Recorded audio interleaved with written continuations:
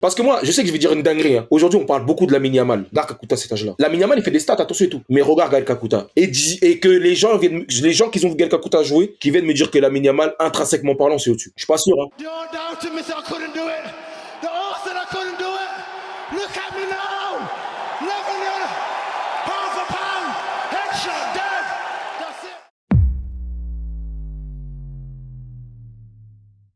Et à un moment donné, je vois que tu vas en Roumanie. Ouais. Juste après, comment ça s'est passé? Pourquoi ce choix? La Roumanie, déjà, ça change ma carrière, en vrai. Parce que je fais Cadiz, après je vais à Burgos. Juste avant d'aller en Roumanie, je dois signer en Ligue 2 à Eibar. Enfin, c'est Eibar, parce qu'ils ont fait 2 montées de suite. En Ligue 2, moi, je fais une grosse partie... Parce que je fais 2 ans à Burgos. Voilà, je parle de la première année d'abord. Je fais un gros début de saison et ils veulent me signer en janvier. Sauf qu'ils sont promis en Ligue 2. Et ils disent à l'agent, attends, si on reste, on le prend. Et si on monte, on va prendre d'autres joueurs. Et ils montent. Sauf que moi, en fin de saison, j'ai d'autres clubs pour aller en Ligue 2. Mais je fais le teubé parce que l'avant-dernier match, je me fais expulser et je prends 5 matchs. Ok. Et ça refroidit tous les clubs. Ils disent, frère, on l'aura pas pendant 1 mois de championnat, c'est pas la peine. Donc je fais une deuxième année et je vois que j'arrive à un moment donné où ça commence à bloquer en Espagne.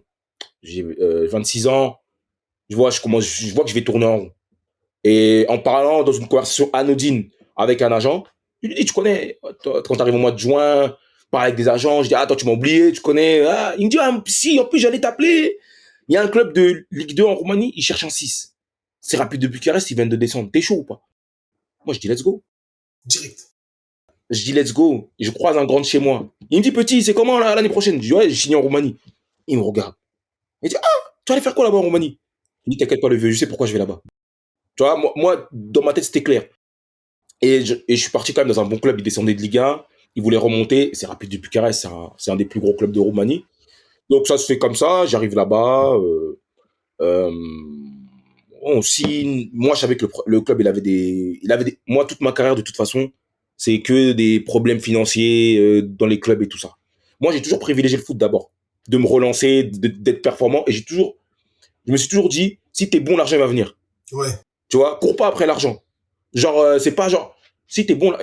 Et c'est ce que moi j'ai fait. Je me suis dit, je vais aller là-bas, mais c'est une opportunité pour moi en gros. Je sais que peut-être il va y avoir des retards de salaire, mais au moins, là-bas, je peux vite franchir un autre niveau. Et je suis arrivé au bout de 3 matchs, j'ai vite compris. Au bout de 3 matchs, déjà ils m'ont donné le brassard dès que je suis arrivé. Là, ils ont vu, personnalité, je sais pas quoi. Je suis arrivé, j'ai dit, j'ai compris. Il faut que je fasse 6 mois en Ligue 2.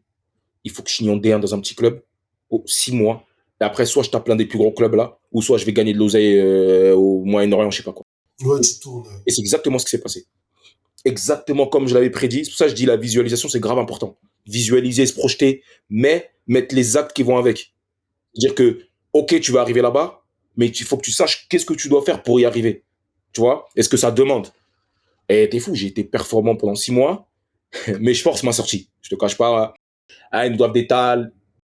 Ah, ils nous ont fait des phases, gros. Parce que moi, t'as vu, il y a des trucs que j'ai vécu, que je voyais que à la télé, tu sais, les grèves, les trucs comme ça. Et c'est quand t'es dedans, tu te dis, ah ouais, en fait, c'est.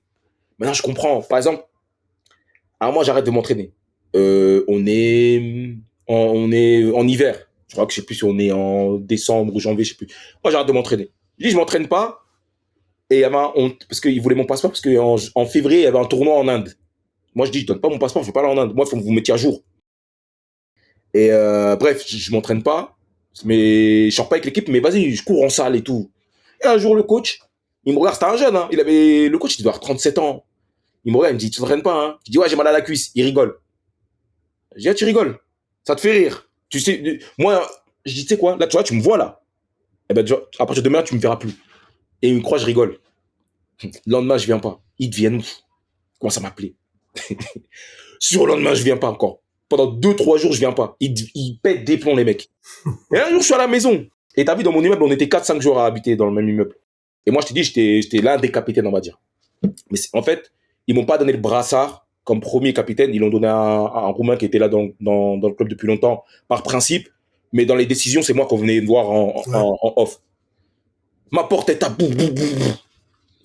Vois, c'est les joueurs. En fait, on était en pleine prépa. Et il sortait de l'entraînement, moi, j'allais pas, moi. Et il dit, ouais, viens chez mon voisin, viens chez Patrick, il faut qu'on parle, il y a un truc de ouf qui s'est passé. Moi, je m'assois. Ouais, on était à l'entraînement. Ils en ont eu marre. Ils ont dit, t'as vu, vas-y, les gars, faut payer maintenant à un moment donné, parce qu'il y a des mecs qui sont fait virer de leur appart et tout. Ouais. Les Romains, je sais pas beaucoup, tu vois. Et, et le coach, il a dit, bon, vas-y, tu sais quoi? Je vais appeler le propriétaire. Il y avait le coach et le président. Mais c'était le propriétaire qui faisait des dingueries. Et vas-y, et s'il vous paye pas, vas-y, rentrez chez vous si vous voulez. Il appelle le propriétaire. Le propriétaire, il dit quoi? Il dit, ouais, ouais, vas-y, t'inquiète pas, je vais payer, je vais à la banque. Ok, on attend. Enfin, ce qui me raconte, ils disent, on attend. Il rappelle le propriétaire, c'est comment? Ouais, là, je suis à la banque, là, je vais faire le virement. Il rappelle le propriétaire, c'est bon, le virement, il est fait. Il dit, ouais, c'est bon. Coach, il vient dans le vestiaire, il dit, bah, vas-y, les gars, c'est bon. Vous regardez vos téléphones, après, on sort à l'entraînement. Les mecs, ils regardent, ils disent, mais on n'a rien reçu, nous. Il rappelle le propriétaire. Il dit, non, en fait, j'ai pas pu payer parce que j'attendais un virement qui devait venir, tout ça. Ça veut dire, le coach, il a dit, les gars, il avait plus de force miskin. Il a dit, les gars, vas-y, rentrez, c'est pas grave. Et c'est de là, quand ils rentrent, ils viennent me voir. Et moi, j'ai le démon par rapport à ma situation. Moi, j'ai appelé le président, j'ai écoute-moi bien. D'ailleurs, vous m'avez pas vu venir, j'ai pas parlé. Et il y avait ça, c'était un vendredi, je crois. Et il y avait un match amical le samedi matin. Je dis, je viens. Et j'ai juré que ce match-là, il va pas jouer. Tant que vous payez pas, ce match-là, il jouera pas. Et c'est un match amical encore. C'est-à-dire, le président, qu'est-ce qu'il fait? Il appelle le proprio. Il dit, là, il y a danger. Il y a danger. Et le propriétaire ne voyait jamais. Le lendemain, on arrive, comme par hasard, il apparaît. Parce qu'il avait grave d'état, il avait une marque d'eau, je sais pas quoi et tout. Réunion. Oui, vous savez. Non, c'était un vendredi. Et le match, il était le lendemain, excuse-moi. Vendredi, il arrive. Il dit oui. Il faut jouer le match par rapport à l'image, c'est pas bien. Par rapport à l'image, aux supporters, je sais pas, il parle. Moi, j'écoute. À la fin, j'ai dit, t'as terminé? Ok. Il dit, tu parles d'image. Je dis, regarde. Un tel, il s'est fait virer de son appart. Parce que tu payes pas. Les intendants, ils touchent 400 balles. Ça fait 4 mois que tu les payes pas. Ouais. Ils dorment ici, dans le centre d'entraînement. J'ai dit, moi encore, je m'en fous. Moi, je dis, tu sais, ma position, je vais me barrer, moi. J'ai dit, moi, même si tu me payes pas, c'est pas grave. J'ai dit, mais paye les autres. J'ai dit, gars, prends de mon argent, donne-leur. Mais j'ai dit, la tête de ma mère, ce match-là, il va pas jouer tant que tu vas pas payer quelqu'un. Et j'ai dit, et je me suis retrouvé, j'ai dit à l'équipe, il y en a un, il bouge, je le démonte. Et vous savez très bien, personne bouge. Et je regarde le propriétaire, je dis, personne va jouer si tu les payes pas. Et il me dit, toi, attention, je vais te barrer. Je dis, moi, t'inquiète pas, j'ai pas un problème. Moi, l'argent, tu veux, garde. Mais eux, là, tu vas les payer. Sinon, personne va jouer. Il vient, il sort, il claque la porte, boum, il va dans son bureau. Et moi, le coach et tout, ils sont là avec le président. Je vois leur discours, il devient un peu bizarre. Comme s'ils essaient de convaincre les joueurs à jouer. Moi, je dis, mais vous êtes des ouf, les gars. Moi, vous êtes comme lui, en fait. Et le coach, jamais m'avait crié dessus. Il a écrit, tu te prends pour qui? Déjà, tu t'entraînes pas, je te dis rien. Et je l'écoute, je suis choqué. Je dis, ah ouais, moi, tu me cries dessus. Moi, je m'expose, je me bagarre, je vais au front pour tout le monde, même pour toi. Et moi, tu me gueules dessus. Je dis, c'est pas grave. Je prends ma veste. Je dis, vas-y, démerdez-vous. Moi, je vais régler ma situation. Boum. J'ai des insultes. Et je pars. Je vais voir le propriétaire, je m'assois. Je dis, bon, allez, c'est comment maintenant? Moi, je vais me marrer, moi. Et en fait, le propriétaire, légalement, il n'avait pas de pouvoir. Il y avait un administrateur financier qui contrôlait. C'était lui vraiment qui prenait les décisions. L'administrateur, il dit quoi? Non, non, non, toi, tu bouges pas d'ici. Hein. Sinon, si on ne te vend pas, tu bouges pas. J'ai dit, les gars, je commence à négocier. Coach, il arrive avec le président. Le coach, il dit quoi? Cet enfoiré, il dit, si Moké, il part, ça compromet nos chances de monter parce qu'on était premier. Oh, Il dit ça. Il dit, mais il a raison, hein, dans son combat, mais s'il part, ça nous met en danger. Je dis, mais... Bref, pour vous couper court, finalement, il y a un club, il me rachète, tu vois. Il m'achète pour rien, pour un petit billet. C'était juste, ça leur a permis, en tout cas, de pouvoir payer les joueurs. Et c'est là, après, je suis parti en D1 en janvier. d'accord. Ouais, j'ai forcément sorti de... Tu vois, dans D1, dans un club, il était dernier, je crois. Volontari. J'arrive, on est dernier, mais ils font grave des recrues. Et on arrive à maintenir l'équipe dans les barrages et tout. Mais ça se passe super bien. Et du coup, en fin de saison, moi, je suis 6. Le 10, il se barre au Steaua de Bucarest, le plus gros club roumain. Et l'autre 10, il se barre à Dubaï. Bon contrat, tout ça, c'est un Ivoirien comme ça. Un Ivoirien et tout. C'est moi, carrément, je l'accompagne à l'aéroport. Nous, on est là, on touche des 3K. Lui, des 4K, des 5K. Lui, il va toucher des 20, 25. Moi, je le regarde, je dis, ah! Tous les 6 mois, là, c'est moi, je les alimentais en passe. Eux, ils se barrent. Et moi, je reste là. Je dis, c'est pas normal. Il est trop injuste. Là, ça se finit.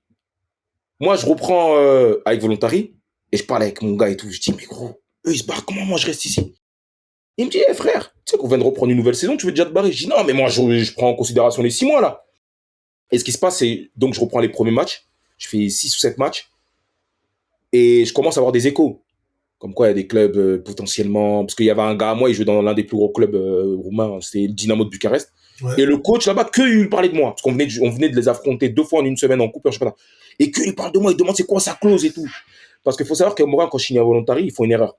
Moi, je leur dis, euh, moi, je signe, j'avais signé 3 ans et demi, mais si on descend, parce que j'arrive, ils sont derniers, si on descend, je vais être libre. Et le mec, il me dit non, si on descend, tu coûtes que 150 000.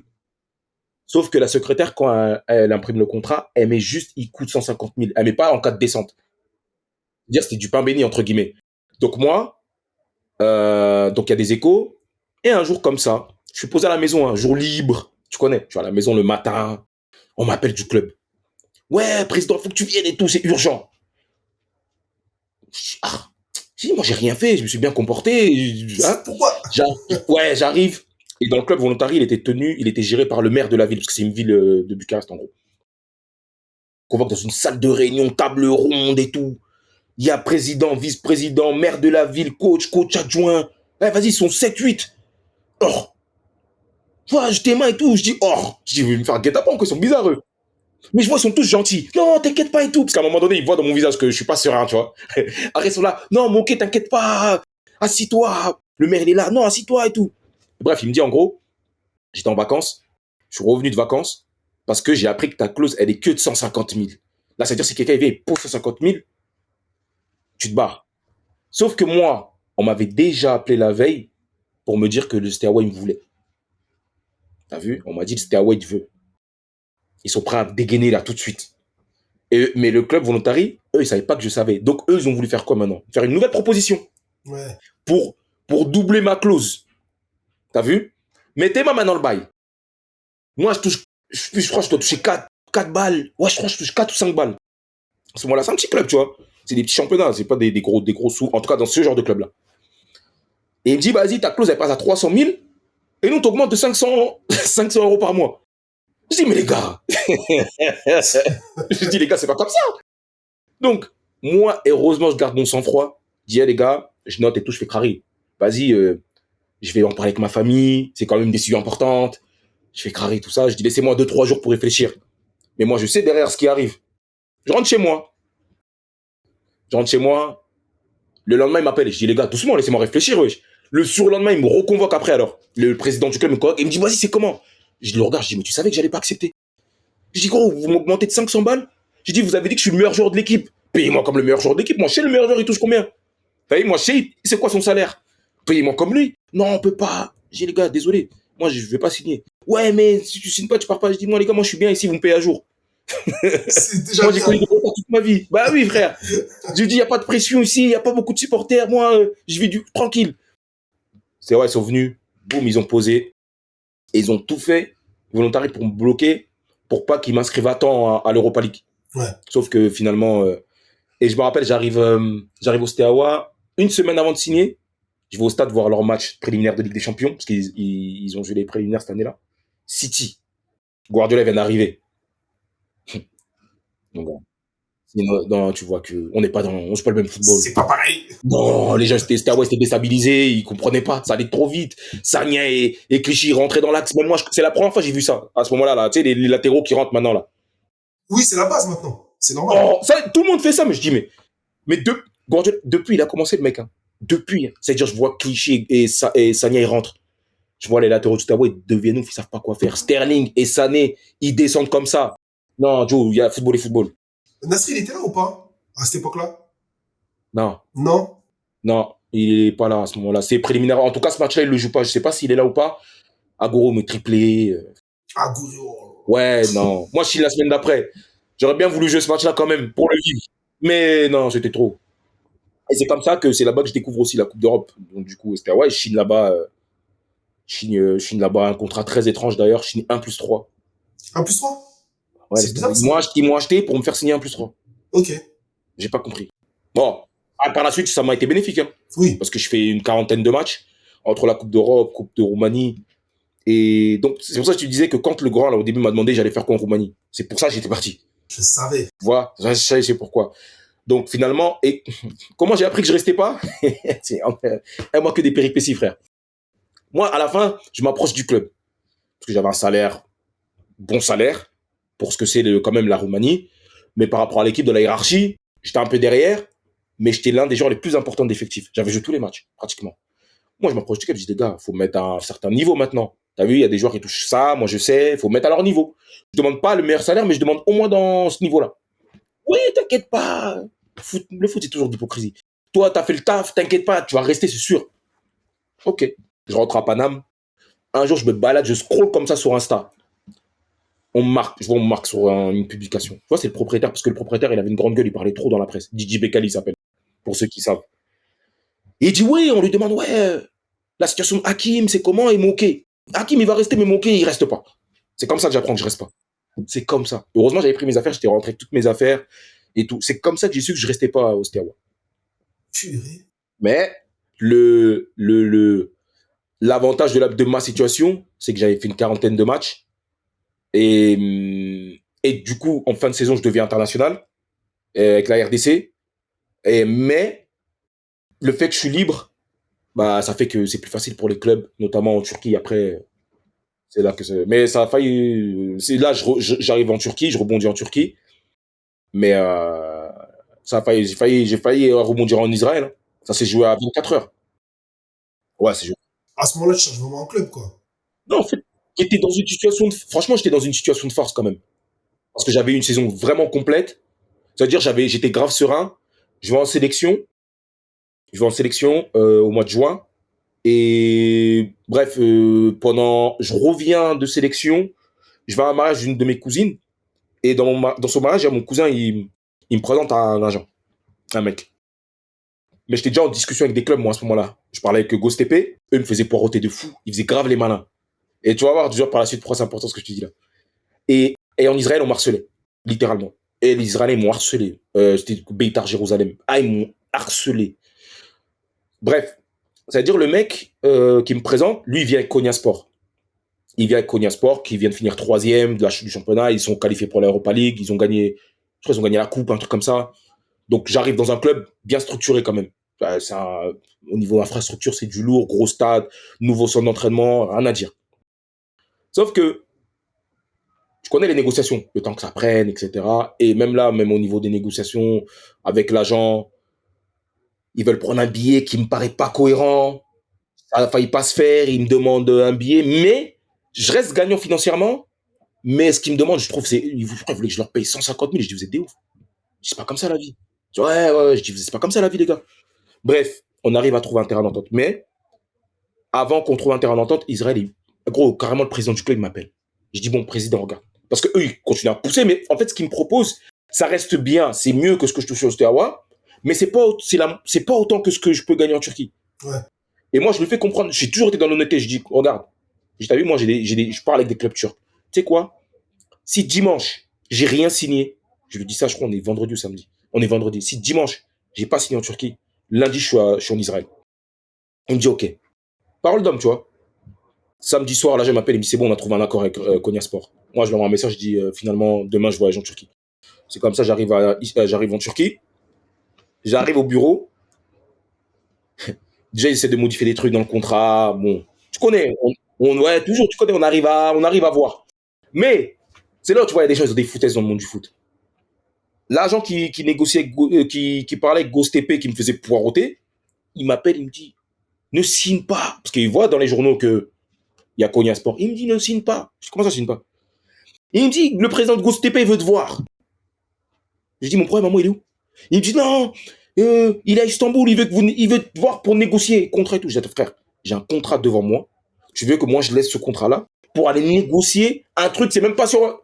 Je dis, t'es un fou. En plus, ici, on joue la Coupe d'Europe. Donc, je continue de jouer la Coupe d'Europe et toi, tu veux que... Je dis, qu'est-ce que tu me racontes, frère? Je dis, reste concentré, t'es pas concentré, toi.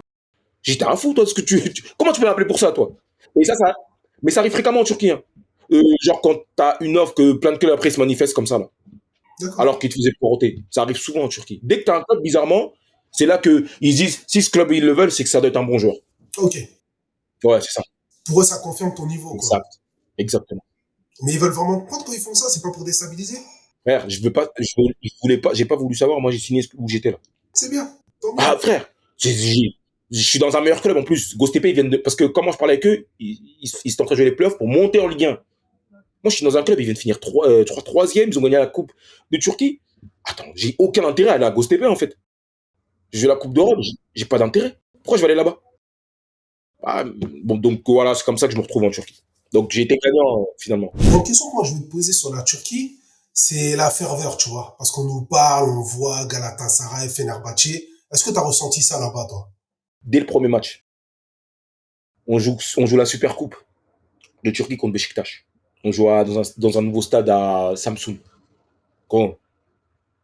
Déjà, après, j'avais déjà connu, on va dire, une ambiance hostile en Roumanie, dans le derby de Bucarest, tu vois. C'était 60 000 personnes, stade plein. Mais la Turquie, c'est à part.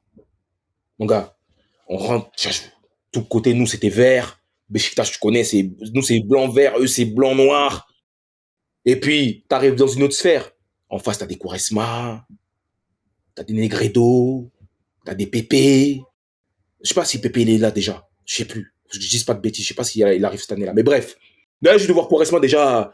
Hein? Ouais, c'est déjà quelque chose. Déjà quelque chose. T'as capté. Et c'est Beşiktaş. On joue le match et on le gagne. On gagne 2-1. Fin du match. Ça commence à. Parce qu'ils ont la facilité de balancer des trucs. Je sais pas pourquoi. Ça commence à balancer. Déjà pendant le match, Quaresma, il se prend. On lui jette. Tu sais, les couteaux suisses. Ouais, On lui jette un clairement. couteau suisse. Ah, match, ça commence à truc. À un moment donné, je sais pas, je me prends la tête avec un joueur, je reçois une chaise en plastique sur le genou. Eh gros, Shit. Ils ont attrapé ça où pour jeter ça sur le terrain? j'attrape, tu vois les stadiers là. Tu vois les stadiers là qui sont sur le côté là. Oui. Ouais, c'est-à-dire, il y a un supporter, il a sauté, il a pris chaise, il a balancé. Oh là là La là là tête. là. Gros, dès le premier match, je te dis, c'est une dinguerie. Dinguerie. Mais après, non, après quand tu vas. T'as vu moi, Beşiktaş, ça fait. Ils aiment siffler, hein. Ils font du bruit. Mais le poids que tu ressens quand tu rentres à Gala là, en tout cas, il n'y a que là-bas, j'ai senti ça en Turquie. Ouais, Gala, tu sens. Tu te rappelles des trucs bas. Tu vois, juste, c'était les Schneider. Schneider, Le stade, c'est Drogba. Jelly Balèze. Donc, quand tu rentres là, tu sens que. Il va se Tu passer quelque sens, chose. tu sens, ouais. En plus, pour mon premier match là-bas, j'ai scoré. Il y avait, il y avait mon gars, il est miskin. Il y a un gars, moi, il est venu me voir. Un bouc de mon quartier, mon gars qui me suivait un peu partout. Et moi, quand on joue là-bas, je dis à un gars à moi d'Istanbul, je dis, hey, il y a mon gars, viens s'il te plaît, je vous laisse les tickets, va le chercher à l'hôtel, ramène-le au match. Lui, il dit, t'as vu, Istanbul, il y a grave des embouteillages. Il dit, on va aller en métro, c'est mieux. Sinon, on va jamais arriver à l'heure. Ma mère, il a fait arriver à la mi-temps. Mon gars, il arrive, il voit un 1-0. Il voit un 1-0. Et l'autre, il lui dit, ah, Moké, il a marqué. Il avait le démon, frère. Parce que en plus, j'ai marqué quoi, à la 3e minute, un truc comme ça. Il avait le démon. Il dit, t'es fou. Mais non, la Turquie, c'est quelque chose. Même niveau qualité de vie. Ouais, c'est un pays, franchement, je kiffe. Il y en a beaucoup qui disent Ouais, ça. ouais, ouais. Ferveur. C'est dommage parce qu'ils ont tout. Ils ont les infrastructures, ils ont la fanbase, tu sais, les supporters, ils ont de l'argent, mais ils sont pas organisés, les mecs. Et moi, ce que je les compare toujours, je dis un peu, ils sont comme au niveau de l'organisation, ils sont comme les Africains, juste avec des infrastructures européennes. Ouais, Parce que avec ce qu'ils ont, ils pourraient facilement être l'un des meilleurs championnats européens. clairement. Ils ont tout pour l'être, mais juste les dirigeants, ils sont pas organisés, ils sont pas structurés, les mecs. C'est dommage, hein, parce qu'il y a tout, il y a vraiment tout. Tu, les stades, ils sont balèzes, t'as des centres d'entraînement, c'est du lourd. En tout cas, moi, à Konya Sport, ce que j'ai connu là-bas, surtout, c'était de la dernière technologie du top niveau. Ouais. T'as tout, wesh. T'as tout. Très grand pays de toute façon sur ça. Mais ouais, c'est un grand pays, t'as tout. Mais je sais pas. Dans leur tête, je sais pas ce qui se passe à un moment donné. Ils payent pas. Et si je te dis comment, même encore, parce que je fais 1 an et demi à Konya Sport. D'ailleurs, c'est cette année-là, c'est à ce moment-là, je joue avec Samuel Eto'o. Et il vient chez nous, lui. Eh, t'as vu The Bridge là? Oui, Avec Tchouaméni avec là. Tchouaméni. C'était tous les jours The Bridge là-bas. Mais tu vois ça, je me demande ça un petit peu. Je Ouais. sais qu'il a cette personnalité, tu vois, mais Mm. est-ce qu'il joue pas un petit peu, il fait pas l'ancien un peu? Bon, après, tu sais, des fois, il abuse un peu du bail. On Oui, sait, Bon, c'est le vieux, il abuse un peu. Ouais. Mais, t'as vu, nous, surtout moi, en tout cas, je parle pour moi. T'as vu? Parce qu'en fait, avant qu'il arrive, je reçois une offre, moi, je sais pas, de Liga. C'est quand il arrive, pardon. Je reçois une offre de Liga de Malaga. Et moi, je veux partir. Mais t'as vu, dans un coin de ma tête, je me dis, putain, j'avoue, je pourrais jouer avec Eto quand même. Ouais. Mais, bon, je regarde, à ce moment-là, j'ai déjà 30 ans, je me dis, bon, là, Eto, il est bien gentil, mais Oui. si je peux partir, bon, ils m'ont vite calmé, ils m'ont pas laissé partir. Mais, tous les fins d'entraînement, enfin, souvent à la fin d'entraînement, t'es dans la salle des massages, on se pose, on l'écoutait. T'es là, raconter ses histoires. Parce que lui, il signe comment? On signe Yatabaré d'abord, Mustapha Yatabaré. Déjà, parce que nous, en fait, on a souffert début de championnat parce qu'on n'avait pas un effectif qui était fait pour accumuler la Coupe d'Europe et le championnat. C'était trop lourd. Et les 3 attaquants, les pauvres, ils n'étaient pas en réussite. Tu vois, ils ont marqué que 3 buts avec 3 sur 6 mois. C'est-à-dire, ils les ont tèges. Ils ont pris Mustapha. Déjà, lui, quand il arrive, il nous fait du bien à l'entraînement. On voit qu'il parle tout. On voit que le mec, voilà. Premier match, jour de son anniversaire en plus, boum, il se fait casser la mâchoire. Et là, il reste quelques heures, je crois, ou quelques jours. Et ils font quoi? Ils vont chercher Eto et ils vont chercher celui qui est le meilleur buteur du championnat à ce moment-là, Jaovic. Ils font signer les deux, bam. Et lui, Eto, c'est un spectacle, lui, tout seul. Et un jour, en fin de saison, parce que lui, il vient d'Antalya, lui. Et Antalya, ils ont le démon contre lui. Et ils font... Antalya, c'est rare, tu vois, le stade, il est plein. Généralement, quand il est plein, c'est quand ils reçoivent gala, des trucs comme ça. Mais généralement, il n'est pas plein, leur stade. Ils ont un grand stade et tout, hein. Ce jour-là, là, juste pour lui, ils ont rempli le stade.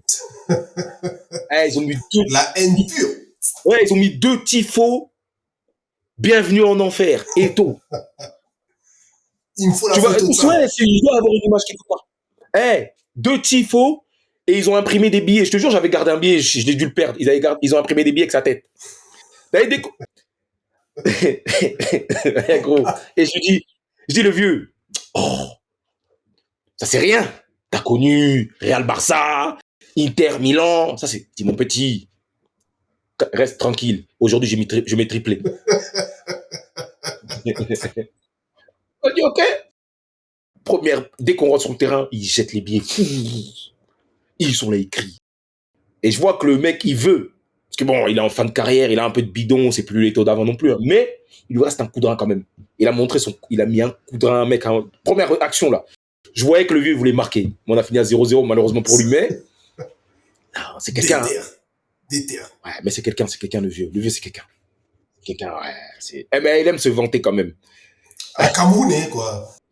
Ouais, je pourrais raconter. Un jour, ah non, le vieux. Il avait prêté une de ses voitures à un mec de l'équipe à l'époque, Mehdi Bourabia.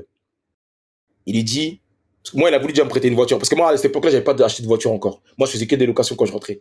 Il dit à Mehdi, petit, quand tu viens à Paris, viens, je vais te laisser une voiture quelques jours. Là. Le mec, il va, et lui, il aime bien les voitures en plus, Mehdi. Il va chez lui. Et là, c'est lui qui nous raconte. Il dit, j'arrive, c'est pire qu'un concessionnaire. Il dit, il a toutes les voitures que tu peux t'imaginer. Après, Mehdi, il dit, c'est quoi la voiture là qui est couverte et tout? C'est un Mercedes qui paraît de fou. Mais il dit, vas-y, je veux celle-là et tout. Il dit, ouais, bon choix, mon petit, moi aussi, j'aurais choisi celle-là. Mais après, bon, il y a des trucs que je peux pas raconter comme ça. Mais après, voilà, c'était compliqué, mais c'est quelqu'un de bien, c'est un bon gars, parce que moi, il m'a donné énormément de conseils. Mais par contre, des fois, il est trop matrixé. Des fois, il venait dans ma chambre, quand on était en mise au vert, et il venait me montrer des vidéos de Bousquet. Il dit, mon petit, regarde. Attention, hein, il a une connaissance footballistique, ça, tu peux pas lui enlever. Ah, c'est tu vois, il me dit, regarde, Bousquet, il se déplace comme ça, comme ça, comme ça. Il faut que tu fasses ça. Je dis le vieux, tu sais de qui tu es en train de parler là? Tu parles de Bousquet. Moi, je suis pas Bousquet. Il dit, non, je sais, mais déplace-toi comme ça. Je dis, ouais, ok, vous voulez qu'on joue un peu comme le Barça, mais je dis, si, c'est pas Barça, mon frère. Derrière, on a des mecs qui s'appellent Arda Touran, ou je sais pas quoi. Qu'est-ce que tu veux faire? Tu peux pas aller loin, ça, comme ça. Tu vois? Non, c'est intéressant. Ouais. C'est qui ta plus grande rencontre dans le football? Quelle rencontre pour toi a été un moment, celui qui t'a le plus impressionné? Alors Entraîneur, alors, joueur? après, oui, non, déjà, le plus grand joueur avec qui j'ai joué, c'est lui. D'accord. Mais déjà impressionné, quand jeune ou En tout? non, parce qu'en jeune, il y en a un, il m'a impressionné. C'est Jires Kembo. Ah, évidemment. Génération évidemment. 88, génération 88, c'est pas très fort, c'est trop fort. Moi, dis-toi, je joue contre lui depuis qu'on a 11 ans. C'est-à-dire, on fait les tests Clairefontaine en même temps. Moi, je rentre pas parce que je tombe malade. Je suis pas pris, du moins, parce que je tombe malade le dernier jour de l'essai. Je tombe malade. Mais c'était trop au-dessus. C'était trop au-dessus. Dis-toi, je rejoue contre lui en gambarde quand je suis à Brittany. À lui, tout ça, il nous élimine. Et justement, quand je suis en Turquie, là, je rejoue contre lui. C'était après, après une péripétie qui m'était arrivée en Europa League contre Marseille, où je marque contre mon camp, là. À la 93e minute, comme ça, un truc comme ça. Et la semaine d'après, je suis remplaçant. On joue, il est à Bursa Sport. Et je parlais avec lui avant le match, on parle et tout. Il dit, tu vas jouer quel poste? Il dit, je joue attaquant gauche. Je dis, attends, normalement, c'est soit tu vas jouer à ailier, soit tu joues Bah oui. attaquant. Il dit, c'est pas attaquant gauche. Mais moi, je dis rien, j'analyse. Après, quand j'analyse, quand je regarde mon équipe, je dis, ah, en fait, on avait un latéral, il faisait que de monter, et le central qui restait, il était lent. 0-3 à la mi-temps. 0-3 à la mi-temps. Ce qu'il leur a montré. Quand je suis rentré en deuxième mi-temps, à la mi-temps, parce qu'on me fait rentrer à la mi-temps, moi, première action, il va me faire un truc coup de coude dans la poitrine. J'ai dit, j'y reste. Ici, c'est pas comme ça. Pas avec moi. Mais lui, c'est en jeune. Après, en pro, impressionné. Je sais pas si je pourrais dire impressionné. Moi, c'est plus des gens qui ont été charismatiques un peu. Ouais, Tu vois, des Ruud van Nistelrooy. Et celui qui vraiment, qui dégageait une aura de fou, c'est Kanouté. clairement. Il dégageait une aura de fou. Sinon, ouais, Agüero, hein, je te dirais en vrai. Ouais. Agüero. Si vraiment, je te dis au niveau professionnel. Après, un jour, il a été quand même, il a une importance dans ma carrière. Faut le dire, c'est par rapport à un fait, c'est Bakambu par rapport, c'est grâce à lui que je suis arrivé en sélection. Tu vois, ça, il faut le reconnaître aussi.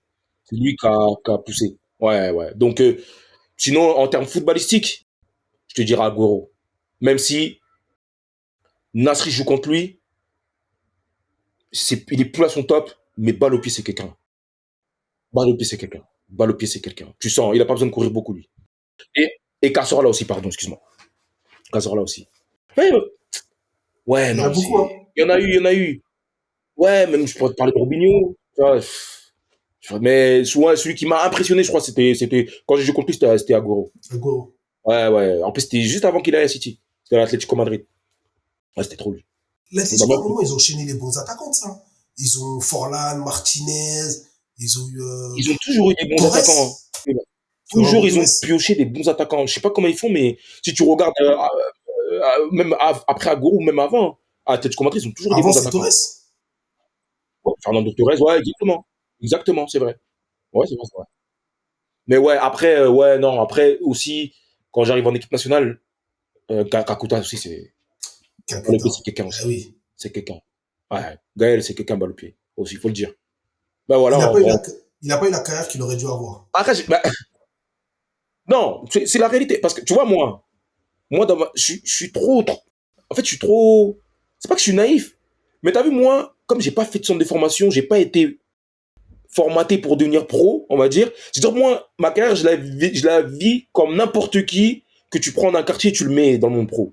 C'est-à-dire, moi, des questionnements que les gens se posent. Moi, quand j'arrive devant Gaël, la première des choses, je fais quoi? Je lui pose la question. Je dis, Gaël, faut que tu m'expliques. C'est comment? Parce que moi, je t'ai vu à la télé, 17 piges, ça parlait de Thiago Alcantara, Kakuta, frérot. Il y en a un, Bayern, Barça, Liverpool et tout. Faut que tu m'expliques, frérot. Après, il m'a expliqué. Après, j'ai compris. J'ai dit, ok, j'ai capté. Mais, c'est que c'est. Après, c'est comment tu gères ta carrière. Hein. Hmm. Il a fait des mauvais choix. Après, tu as vu des fois aussi, les jeunes. Moi, je pense aussi, et j'en ai parlé avec lui il n'y a pas si longtemps que ça. Parce que moi, je sais que je vais dire une dinguerie. Hein. Même ça peut te servir de teaser. T'as vu, aujourd'hui, on parle beaucoup de la Yamal. Ouais, non, non, non. Regarde Kakuta à cet âge-là. La Yamal, il fait des stats, attention et tout. Mais regarde Gaël Kakuta. Et que les gens qui ont vu Gaël Kakuta jouer, qui viennent me dire que la Yamal, intrinsèquement parlant, c'est au-dessus. Je suis pas sûr. Hein. Mais, la différence, c'est que la Yamal, on lui donne de la continuité. Ousmane Dembélé ne part pas du Barça, là, il n'y a pas de la Yamal. Faut pas l'oublier. Hein. Gaël Kakuta, à Chelsea, on ne lui donne pas de continuité. Parce que ses débuts à Chelsea, Moi, j'invite les gens à regarder des vidéos avec les pros. Hein. J'invite les gens à les regarder. Ce qui montrait là, avec les pros quand ils rentraient. C'est pour ça qu'aujourd'hui, le foot, on est là, on se truc. Mais c'est parce que le petit, et c'est bien, tu vois, on lui donne de la continuité et on lance les joueurs plus tôt aujourd'hui. Mais avant, quand t'as 20 ans là, tu joues pas comme ça hein, avec la première. Hein. Non, tu joues pas. Avant, là, on voit des petits. Oh, tu vois? Et on voit des petits qui déboulent dedans.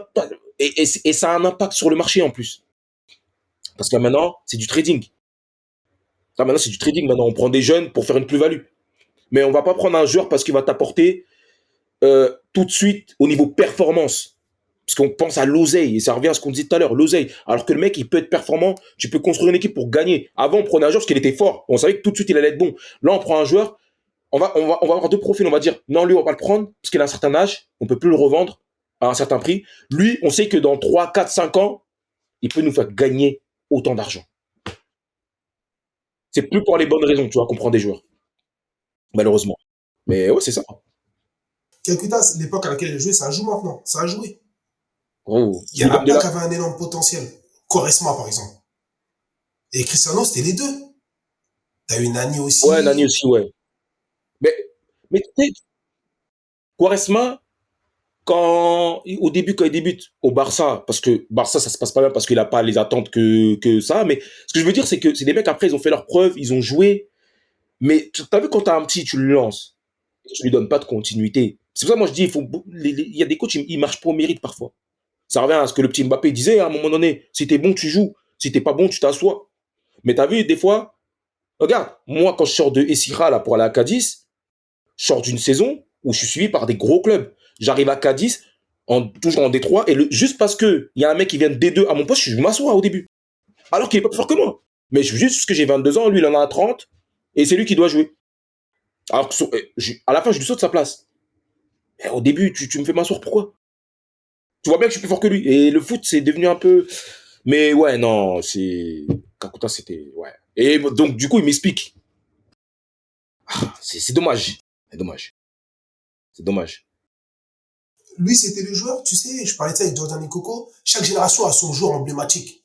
Et les 87 Ben Ouais. Arfa, Calcutta, je crois que c'est un 92, 91, il ouais, a mon exactement. âge. Ouais, c'était lui. Et c'est C'était lui. lui. Non, c'était... Moi, j'ai découvert quand ils ont joué la Coupe d'Europe, je crois, la U17 ou Coupe du Monde, je sais plus. Je dis, c'est qui lui, là? Hein? Ça parle que de lui. Je regarde. Cocher, technique rapide. Mais tu sais, parce que, t'as vu, moi, je dis toujours, t'as vu, moi, j'ai été dans le camp des amateurs, en jeune. C'est-à-dire que nous, on savait qui jouait où, qui était en équipe de France. Et je vois plus ce truc aujourd'hui. Et nous, quand on jouait avant, parce que moi, j'ai eu la chance de faire 16 nationaux et 10 nationaux. C'est-à-dire que j'ai joué contre des centres de formation. Et frère, nous, on savait qui était qui.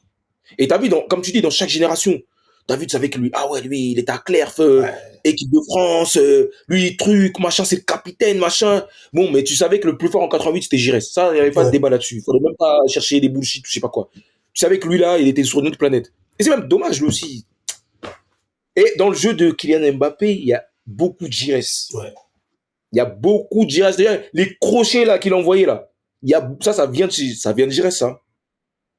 Gros, Giresse, là. Oh là là. Ouais. Ah, dans le football, c'est. Après, c'est comme ça, tu vois. Regarde, la preuve, moi, j'ai pas fait de centre de formation. J'ai une carrière pro. Il y en a, ils étaient en centre. Après, finalement, tu vois. Le football, c'est ce que tu vas mettre sur la table, les sacrifices que tu vas faire. Si tu te dédies à ça et tu as vraiment envie de réussir, c'est pas impossible, tu vois. C'est juste que, par exemple, là, je suis en train de mettre en place un programme d'accompagnement pour les footballeurs et je veux qu'ils comprennent ça. C'est pas impossible. Mais il faut juste le QI footballistique, faut le travailler aussi. Tu vois, c'est pas que du. On te vend trop de trucs aujourd'hui pour réussir. Et tu vois, je le dis sur mes réseaux, aujourd'hui, on forme des athlètes, alors avant, on formait des footballeurs. Et aujourd'hui, il faut que tu sois. On croit, tout le monde doit être Haaland, Mbappé. Et les gars, le foot, ça se joue avec la tête avant de se jouer avec les pieds, les gars. Développer votre intelligence, etc. Mais aujourd'hui, tu vas voir qu'on va te dire, ouais, tu regardes Insta, tu vois, des gens, ils veulent te dire quoi faire comment jouer au foot pour percer, alors que eux-mêmes, ils ont jamais été pros. Ils ont jamais joué. Et attention, hein, je suis pas en train de dire qu'il y a des gens qui sont pas légitimes. Mais tu vas prendre, par exemple, un préparateur physique diplômé qui travaille avec des footballeurs, euh, un nutritionniste, un préparateur mental, un kinésithérapeute ou physio, eux, ils vont te dire, dans leur domaine à eux, ce que tu dois faire, tu vois, pour que ça puisse optimiser tes performances. Ils vont pas te dire comment jouer au foot pour réussir. Aujourd'hui, tu vois des zinguanguas sur Insta, sur TikTok, certains d'entre eux sont encore en activité, et ils veulent te dire c'est comment arriver pro. Les gars, arrêtez. Et t'as des gens qui, malheureusement, c'est pour ça que je me mets à la place des petits. Parce que moi, comme moi j'étais tout seul, je serais sûrement tombé dans le panneau d'un mec comme ça. Même si, aujourd'hui, ce qui est bien, c'est que t'as des mecs comme moi, par exemple, ou d'autres anciens professionnels qui commencent à communiquer, commencent un peu à se lancer dans le coaching, qui peuvent aider les jeunes et tout. Mais ça a ramené aussi une vague de mecs qui vont te dire, si tu veux courir vite, fais ci. Si tu veux taper fort, fais ça. Non. Entraînement individuel. Ouais, mais frère, Jimmy déjà travaillé son cerveau, son QI footballistique, c'est là déjà il doit commencer. Tu vois? Et tu vois des mecs. Mais bref, ça encore, après on va dire, ouais, les gens c'est des rajeunants, frère, mais c'est un fait. C'est un fait. Parce que moi, mon niveau intrinsèque, je devais être pro depuis bien longtemps. D'ailleurs, mauvais choix, je dois être, enfin pro, je dois jouer en Ligue 1 depuis longtemps. J'ai une opportunité à mes 22 ans de signer en première division hongroise, dans le meilleur club hongrois. Parce qu'on fait un match amical contre eux. Ah, et quand j'étais à Cadiz, et en fait, on fait un match amical contre eux en janvier et ils veulent me prendre.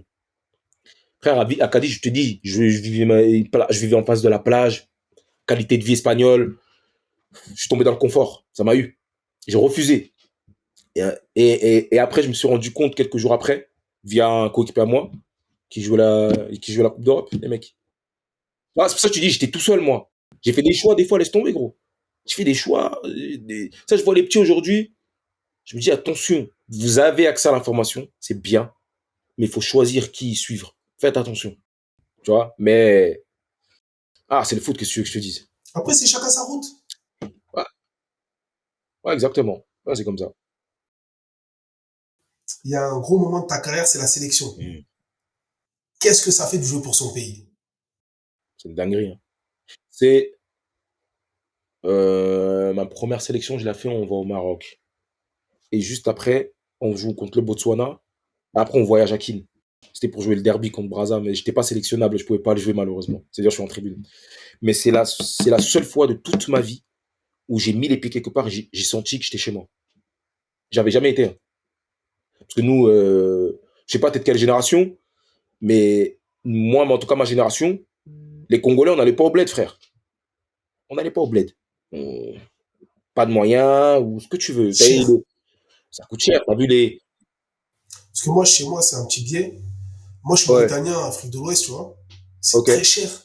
Au Ouais, mais Congo, justement, les West Af, vous avez dans votre culture ce truc de cette connexion, vous rentrez. Nous, on n'a pas cette connexion dans notre éducation. On nous a toujours appris à éviter limite d'y aller. Parce qu'il y a des jaloux, parce que machin. Là, tu vois, les Congolais commencent à rentrer, c'est parce que il y a une nouvelle vague d'entrepreneurs qui veulent aussi découvrir. C'est par nos propres moyens qu'on commence à aller. Mais moi, j'arrive, déjà, le foot, il me fait découvrir le bled. Et puis après, frère, l'hymne national, hein. Quand tu entends l'hymne national, tu te dis, en fait, je sais pas comment t'expliquer. Tu dis, ah, en fait, c'est ça. Tu sais, c'est ça, c'est pour ces trucs-là, ces moments-là, tu veux devenir footballeur, tu vois. Tu, je peux pas t'expliquer, gros. ça se Le vit. stade, il fait 80 000 à l'époque, parce que là, ils ont réduit les places. 100 000. Eh, comme ils disent, le grand Liboulou. Ah non, non, non, c'est. Ah, là, les cocos, ils t'en paraît que lui. C'est une dinguerie. C'est une dinguerie. C'est un truc à part. Vraiment, c'est une sensation où, quand tu portes le maillot, c'est différent. Après, tu t'habitues à tout, tu vois. Mais les premières fois, quand tu mets le maillot comme ça, ah non. Ça, je pourrais jamais oublier toute ma vie, jamais de la vie. C'est beau, C'est une ça. dinguerie. C'est atroce quand l'image. Non, c'est trop. Je sais pas, j'ai même pas les mots. J'ai même pas les mots. Et c'est pour ça que souvent, même dans différentes interviews que j'ai pu faire, je rends toujours hommage à Cédric Bakambu parce que franchement, il a fait le bonhomme de fou. Hein. On se connaissait pas. Hein. Dis-toi, moi, je le rencontre quand on joue, quand je suis au Steaua, on joue contre Villarreal en Europa League. C'est comme ça on se rencontre pour la première fois. On se connaît pas, lui et moi, de base. Mais moi, je suis un ouf. C'est-à-dire, moi, je lui parle pendant le match. Tu as vu? Moi, je lui parle. J'ai gros. En fait, je vais t'expliquer pourquoi. Parce que moi, à ce moment-là, je joue. Et en sélection, je joue central. C'est pour l'anecdote. Il y a un manque de centraux parce qu'il y a des blessures et tout. Et je vois qu'il y a moyen. Parce que moi, je m'étais pas fixé l'objectif d'être international comme moi, je suis à Volontari ou tout ça là. Moi, c'est quand j'arrive au Stéo, je me dis, ah, il y a peut-être moyen. T'as vu? Je commence à regarder un peu qui y va. Je regardais la sélection suivie, mais je m'y voyais pas parce que moi, je suis réaliste, tu vois. Mais là, je commence à dire que pourquoi pas? Je joue la Coupe d'Europe quand même. Bon. Et lui, il revient de blessure. Et je dis, hey, gros, c'est comment la sélection en plein match? Il me dit, gros, t'es un ouf. On est en plein match. Moi, je reviens de blessure, tu me parles de sélection. Mais il a fait le bonhomme parce que à la fin du match, il vient dans mon vestiaire. Il me dit, hey, gros, t'es où? Il vient, et c'est là on parle et tout, et je vois, c'est un mec super simple, super cool. Il me dit, ouais, vas-y, est-ce que lui, il a toujours un peu cette démarche de parler avec les joueurs pour qu'ils viennent en sélection. Il me dit, t'es chaud pour venir? Je dis, frérot, t'es un ouf, je suis pas chaud, moi. Moi, s'il m'appelle demain, j'y vais. Il appelle le coach, Ibengue. Vie Ibengue, vraiment. Il lui dit, ouais, il y a un joueur, il y a un bon, parce que moi, contre Viral, en plus, je fais des bonnes performances, tu vois. Il dit, il y a un joueur congolais là-bas, il joue en Roumanie, on a joué en Europa League, il est pas mal. Il dit, si, il dit, ouais, je connais, je le suis, déjà. Eh, le mec, il me connaissait même pas, frère. Il me suivait pas du tout. Je le sais. Mais on peut se le dire maintenant, tu vois. Faut pas, hein. Maintenant, on peut se le dire. Et le mec, il avait ses joueurs. Il n'y a pas de problème. Il avait ses joueurs et calculez pas. Parce que, Bakambu, il a dû insister. Et après, quand je finis ma saison, donc Bakambu, il revient vers lui encore. Et là, après, le coach, il m'appelle. Il me dit, tu veux venir en sélection? Moi, je dis, bien sûr. Il me dit, vas-y, viens, on a un match amical en juin. Comme ça, je te vois. Déjà, ça veut dire que tu m'as pas vu. Ouais. Et après, quand il me voit, il me dit, c'est bien, ce que c'est intéressant, ce que j'ai vu, c'est pas inférieur à ce qu'on a ici. De toute façon, on reste, bon, je fais mes papiers et tout, mais moi, j'ai aucune garantie que je vais être rappelé après. Mais ce qui fait qu'après, je continue, c'est que moi, après, j'arrive en Turquie, dans un meilleur championnat, et j'arrive quand même dans une grosse équipe à la base. Donc, je continue de jouer en Coupe d'Europe. Et lui, il est même pas au courant. Parce qu'il m'appelle, comme moi, j'ai déjà signé à Konya Sport, et il me dit, oui, je t'appelle pour prendre des nouvelles. T'es où? Je dis, bah, moi, ça fait 2-3 semaines que j'ai signé en Turquie. On joue la Coupe d'Europe, tout ça. Je mets quand même en avant le bail, tu vois. Il me dit, ah, bon, c'était juste pour savoir, mais j'allais quand même te convoquer. Ouais. Tu voulais juste voir si j'étais dans un endroit bien ou pas. Comme ça t'allais me cocher, t'allais cocher vert ou rouge. Et comme t'as vu que j'étais dans un bon club, un bon championnat, il était obligé de m'appeler. Bref, après, voilà, après j'ai fait, mais, on loupe la Coupe du Monde, en 2 minutes. En 2 minutes, on gâte tout. Contre la Tunisie, ce match, il a traumatisé les gens. C'est mon premier match officiel, justement. Et, et j'ai eu des bons retours par rapport à ma prestation, tu vois. Mais la sortie de Chancel Mbemba, elle nous a tués. Sa blessure, elle nous tue. S'il se blesse pas, ce mec-là, on est en Russie, la Coupe du Monde suivante. Mais après, c'est là où tu vois que l'Afrique, frère, t'es un coach. On gagne 2-0.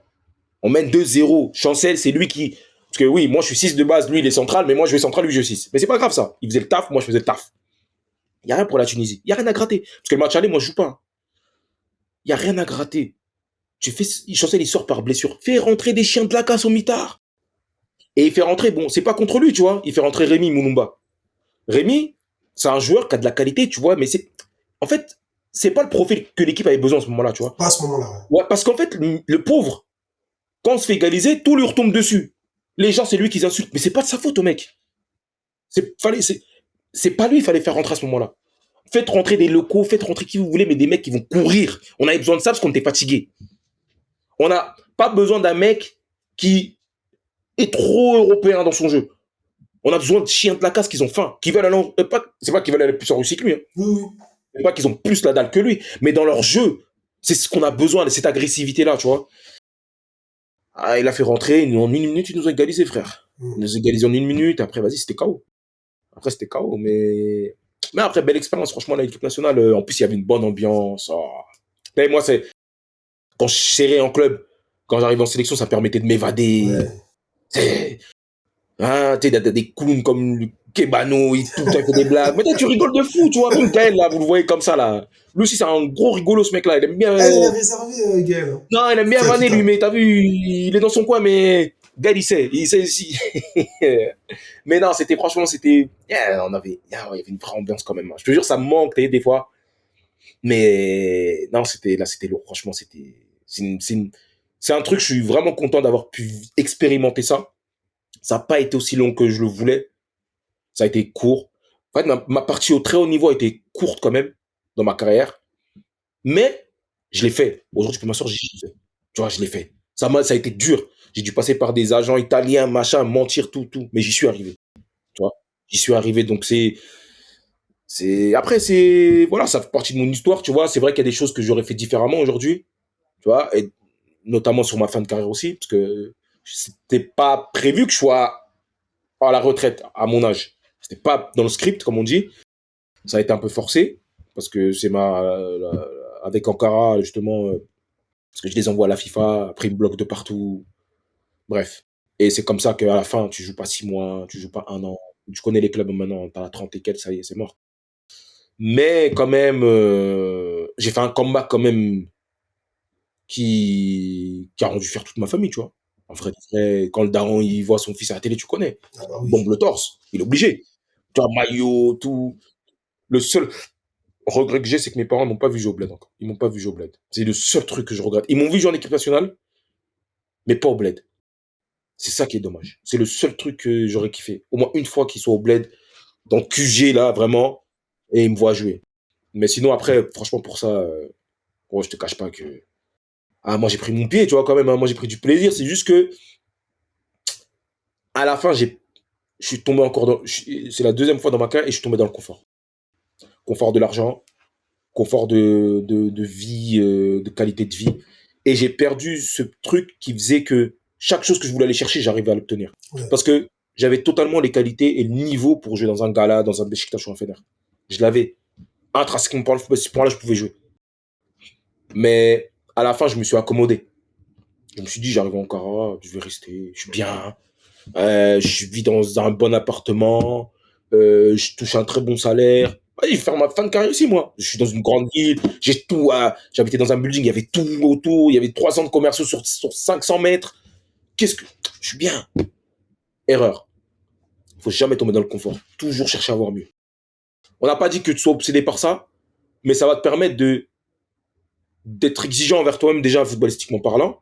Tu vois, c'est-à-dire que tu n'as même pas besoin de te mettre la pression. Juste te dire que les mecs qui sont hauts, ils sont pas plus forts que toi, va chercher leur place. Et j'ai pas fait ça, enfin, tu vois. Après, c'est comme ça, tu vois, c'est. C'est le petit regret que t'as du coup? Si tu devais avoir un regret, ce serait quoi du coup? Le grand bonheur, tu nous l'as dit, et en tant que regret dans toute ta Bah, carrière, ce serait. un moment de regret, ouais, c'est la fin. C'est la fin. Moi, je dirais la fin.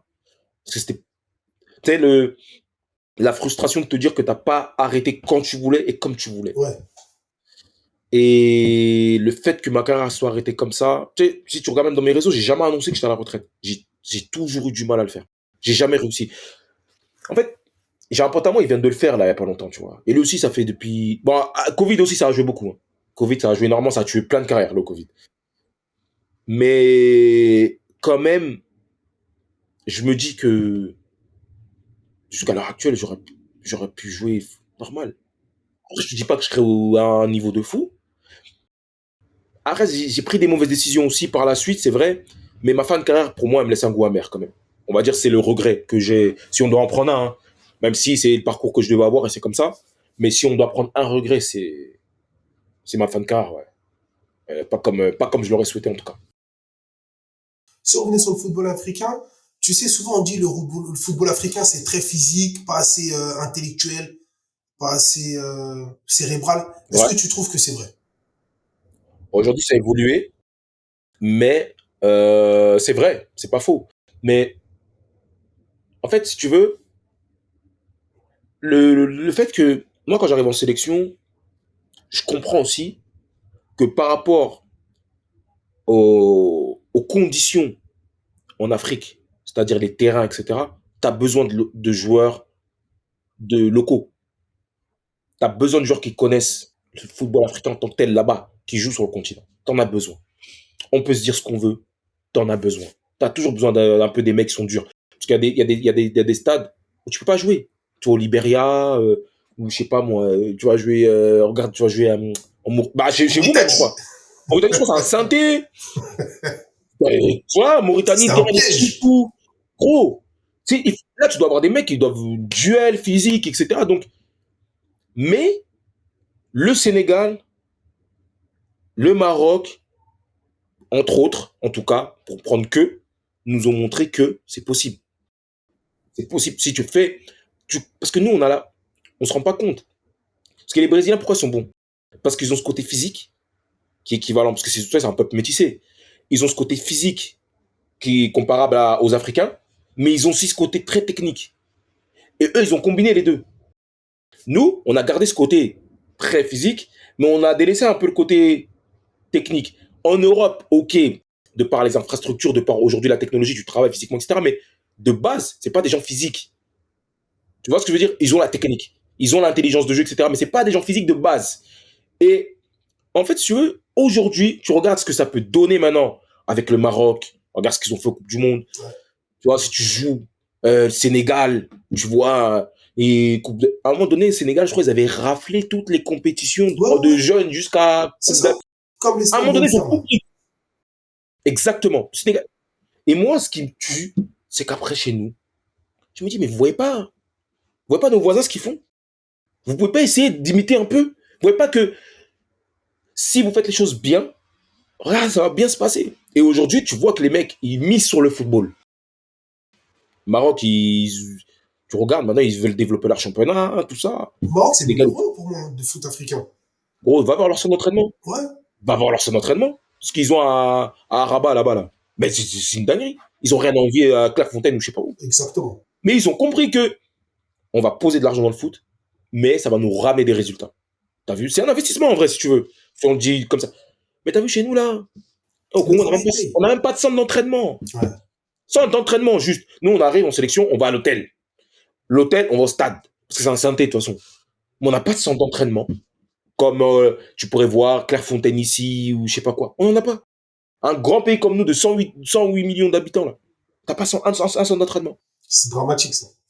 Dinguerie, frère. Et pourtant, ils ne peuvent pas dire que c'est pas les moyens qui manquent. Il y a les moyens de le faire. Ça coûte pas grand-chose. Pour une Il n'y a fédération. pas la volonté, gros. Parce que c'est dans le désordre qu'il y en a, ils arrivent à se remplir. Dans le désordre, il y en a à qui ça convient de maintenir ce désordre-là, cette instabilité-là, pour eux se mettre bien. On voit avec Eto'o au Cameroun.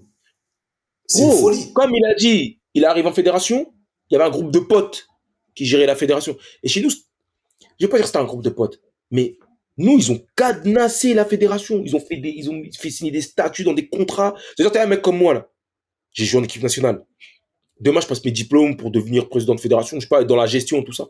Je peux même pas me présenter. Il faut que je vive pendant je sais pas combien d'années là-bas. C'est bon. Pour pouvoir. Hein? C'est bon. En fait, les mecs là, t'as vu là. Parce que nous, t'es là, il y a une nouvelle génération qui veut prendre les rênes un peu du football. Et je comprends. Mais eux, les mecs, ils ont vu ça arriver depuis des années. C'est-à-dire, ils sont protégés. Et là, la fédération, je crois, elle est sous tutelle, on n'a même pas de président. Il y a un mec qu'ils ont mis là, en ce moment, je sais pas. C'est géré par la FIFA, mais c'est c'est n'importe quoi. Mais c'est dommage, hein. Parce que, moi, des fois, celui qui m'a fait réaliser ça, c'est Youssouf Moulombou. Ouais. Parce que lui, là, à un moment, il est parti jouer au bled. Et il voulait que je vienne avec lui et tout. Et moi, j'étais pas chaud, tu vois. Bon, même si après, j'ai vu que c'était compliqué, je l'ai rappelé, mais ça s'est pas fait et tout. Mais il y a un truc où il a raison. Les Brésiliens, fin de carrière, ils vont au Brésil. Mais ils peuvent se permettre parce que le football, il est développé là-bas aussi. C'est-à-dire, même juste en termes d'infrastructure. Oui, le championnat, t'as Santos, Fluminense, t'as des clubs, quoi. Ouais, mais pourtant, t'as vu, nous, on a déjà eu, avec Mazembe, qui a pris la Ligue des Champions, on a Vita Club, on a quelques clubs qui... Mais même en vrai, là, même juste les routes, faut que les clubs, ils se déplacent. Il y a combien de clubs qui ont leur propre stade? La plupart des clubs, la moitié du championnat, ils jouent au stade des Martyrs. Moi, je me dis des fois, vous voulez que les gens, ils reviennent, mais donnez-leur les conditions pour qu'ils reviennent. Faites en sorte que, quand ils vont revenir, ils se disent, ok, je reviens, mais je suis bien. Qu'ils soient attirés, tu vois. C'est ça. Ce qu'ils font, ils attirent pas les... Gros, ça me fatigue, ces trucs-là. Laisse tomber, gros. Parce que tu vois le nombre de binationaux qui est en France, rien qu'en France. C'est incroyable. S'il y avait ce petit truc qui pour les attirer, ce serait... Je vais te prendre juste notre exemple à nous. Les Congolais de Kinshasa. Vous êtes le futur, hein. Il y a beaucoup de jeunes Congolais, hein, d'ailleurs, qui vont arriver en équipe de France, etc. Oui, mais Mais justement, le problème, il est là. Équipe de France, Belgique, Angleterre, Suisse, même Hollande, parfois, Allemagne, tu vois des Congolais partout. Et ça, je me dis, imagine, tous ces Congolais-là, ils venaient juste. Moi, je l'avais dit dans une interview à l'époque. Moi, j'ai dit, si ces mecs-là venaient, moi, je pense même pas que j'aurais peut-être été en sélection. Tu vois ce que je veux dire? Et il y en a plein qui n'auraient pas été. Mais à contrepartie aussi, le problème, la majorité, et ça, il n'y a pas quelqu'un ici, de toute façon, ils vont regarder, la majorité des joueurs binationaux qui sont en équipe nationale, pour ne pas dire tous, mais ils savent. Bon, je te parle en tout cas de comment j'y étais. Hein. Mais vas-y, même, je prends même ceux qui y sont aujourd'hui. Et il n'y en a pas un qui pourra me dire le contraire. S'ils avaient été appelés par l'équipe de France, Belgique ou je ne sais pas quoi, ils ne seraient pas venus. Mm. Il y en a non, il y en a un. Il y en a un, il est arrivé récemment, il a refusé, je crois, de jouer pour la Belgique. Et c'est bien qu'il y ait des mouvements comme ça. Mais la majorité, ils vont là-bas parce qu'ils n'ont pas été appelés, parce qu'ils savent qu'ici, il n'y a plus rien à gratter, frère. Ils savent qu'en Europe, il n'y a plus rien à gratter. Vas-y, pas qu'à faire. Mais c'est là où c'est dommage. Et au Bibical, il en a parlé il n'y a pas longtemps. C'est deuxième option. En gros, mais même si on n'a pas la Coupe du Monde, on a une équipe nationale comme l'équipe de France, comme le Brésil. On est une équipe nationale. C'est-à-dire on a l'équipe nationale qui... frère, demain, on peut jouer contre l'équipe de France. On est au même niveau. Je ne parle pas footballistiquement parlant. On est un pays. On représente un pays. Tu vois ce que je veux dire? Mais les gens, ils y vont en mode... ouais, peut-être tu les appelles. Ouais, non, je vais réfléchir. Quand la France t'appelle, tu réfléchis pas. Hein. Mais je peux pas leur en vouloir non plus. C'est clair. Parce que notre fédération, elle a sa part de responsabilité aussi. Les gens, il faut les attirer depuis qu'ils sont jeunes. Faut pas commencer à les attirer quand ils pètent. Ouais. Quand ils pètent, ils vont pas te calculer. Après, c'est attirer quand ils sont jeunes. Ils ont fait toute leur classe en équipe de France. C'est ça. Si, moi, j'ai découvert le bled via le foot. Mais moi, je connaissais pas le bled, moi. Et tu vois, nous, on a cette culture via... comment on appelle ça? On a la culture de chez nous par procuration un peu. Tu vois, c'est à la maison, c'est via les plats, c'est via nos parents. Bon, tu connais chez nous, c'est la musique, la sape. Mais on connaît pas réellement la culture. En vrai. Moi, je dis toujours, faut aller pour voir. Tu veux connaître. Mais on n'avait pas vraiment de lien. Ça se crée des liens avec un pays, frère. C'est pour ça pourquoi tu vois que les Nigériens, là, ils jouent la plupart chez eux. C'est vrai. Les Marocains, tu vois, les Maghrébins, je veux dire même en général, la plupart. Même s'il y en a toujours qui... Oui. Mais pourquoi nous, les Congolais, on est toujours... gros, c'est un truc... Moi, ça me rend ouf, moi. Mais après, je peux pas en vouloir aux joueurs. Ou je peux pas mettre la faute sur les joueurs entièrement. Parce que si tu étais structuré et que tu as tiré les joueurs dès qu'ils ont 16, 17 ans, tu leur donnais goût au pays, tu leur donnais cette connexion, tu les convoquais, tu les appelais, tu organises des tournois internationaux pour qu'ils voient que quand même c'est carré. Tu crois que il y en a plein qui s'asseraient, ils réfléchiraient. Ah oui, France ou Congo, je sais pas, mais je vais réfléchir. Au moins ce truc-là, mais bien sûr, aujourd'hui, même si tu as des joueurs que tu sais que le Maroc t'appelle, tu vas quand même réfléchir. Ah oui. Parce que, demi-finaliste de la dernière Coupe du Monde, tu vas quand même réfléchir. Peut-être c'est mieux pour moi. Et même, gros, comment tu vas te traiter la starification du bled, là? C'est pas ça, tu vas pas voir ça ici. Hein. Comment on va là-bas, là? On va te mettre tout... Non. Enfin, non, les gars, il faut qu'ils réfléchissent. Mais je peux pas en vouloir aux joueurs non plus. Parce que quand tu arrives sur place, c'est comme... comment il s'appelle, celui qui est Arsenal, le frère à Paul Mpoku. J'oublie tout dans son nom de famille. Là, il est à Séville. Là. Paul Mpoku, il joue au Standard. À l'époque.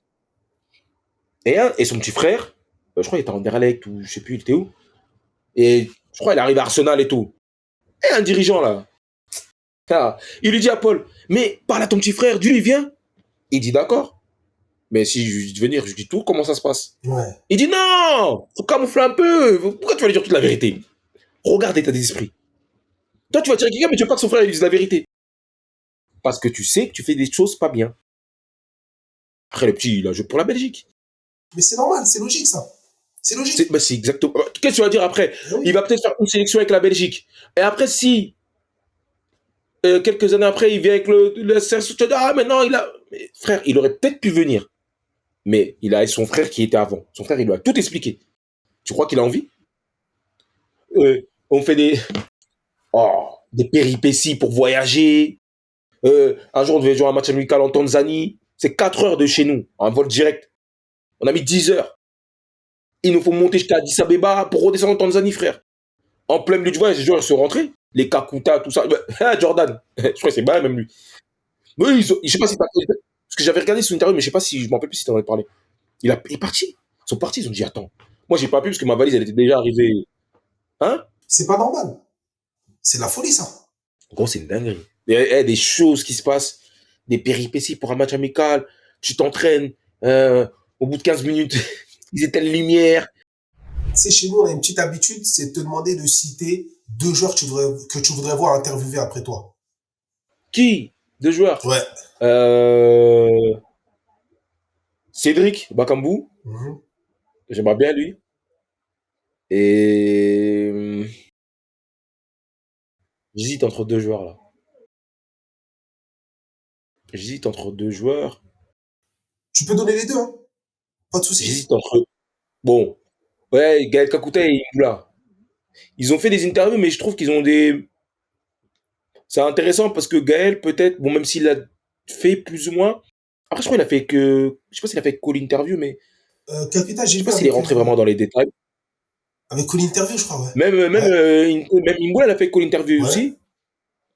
Et Imboula aussi, il a fait call interview aussi. Mais s'ils ont des carrières. Je dirais Imboula plus que. Non, les deux, je dirais. Bah, Cédric, il est au Betis. Moi, je dirais Gaël parce qu'il est en Iran là-bas, là. Ce serait bien de savoir qu'il explique. Et Imboula parce que, voilà, il est en train de passer un moment un peu difficile. Ouais. Il est son club et tout. Et voilà, hein. On va dire ces deux-là. Parce que Cédric, c'est. Ouais, vas-y, les trois, je te dirais même. Ouais, je vais dire trois. On va pas se priver. Pourquoi? Wilfried, un grand merci à toi pour l'interview, hein. C'était super cool, super intéressant. Merci à toi encore. Ouais, non, ouais, c'était lourd, franchement. Merci encore, hein. Non, bah écoute, merci à toi. Et qu'est-ce qu'on peut te souhaiter? Ah, la santé. Ah, la santé, c'est. La santé, c'est plus important, gros. Le reste, ça va, ça vient, mais la santé, ça n'a pas de prix. Tu sais, tu peux gagner tout l'argent du monde. Il y a des gens, ils se disent, quand j'avais de l'argent, j'ai perdu la santé. Je préfère perdre tout mon argent et garder ma santé, C'est frère. clair. Donc, la santé, je dirais. Et, et, et je vais profiter pour tous les jeunes footballeurs qui ont pour objectif de devenir pro. Là, je suis en train de lancer, je sais pas quand est-ce qu'elle va sortir l'interview, mais là, je lance mon programme d'accompagnement pour les footballeurs. C'est pour les aider à développer leur QI footballistique. Ici, on n'est pas dans les trucs où je vais prendre des plots, je vais t'emmener faire des montées de genoux. C'est pas ça. Ici, c'est travailler ton cerveau. Le cerveau, c'est un muscle.